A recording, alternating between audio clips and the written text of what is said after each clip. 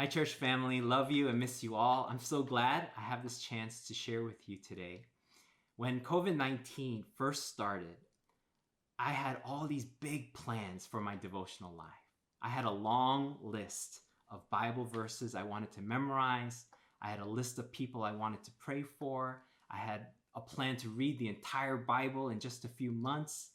And it was a lot more. You might be laughing because it was some intense things I wanted to do. And it was a lot more than I could handle.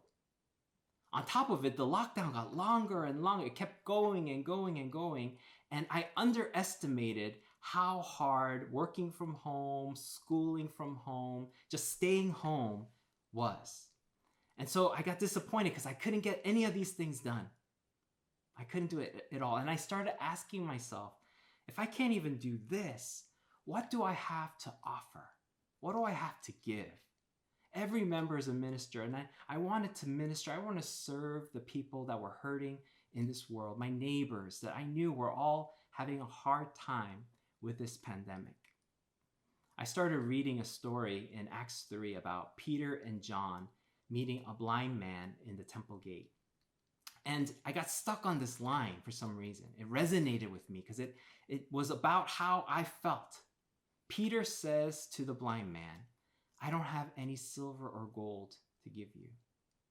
And I triggered this scarcity mindset in my mind. I have nothing to give, nothing to offer.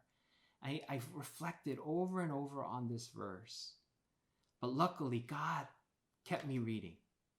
Peter goes on to say, silver and gold I don't have, but what I do have, I offer you. And that was just this shift in my thinking. It triggered something in me. God said, what are the verses that you do have memorized? What are the prayers that you have been praying? I want to ask that to you. You must have some prayers that you've been praying for a long time now. You must have some stories, personal stories of what God has done in your life that you can share, you can offer.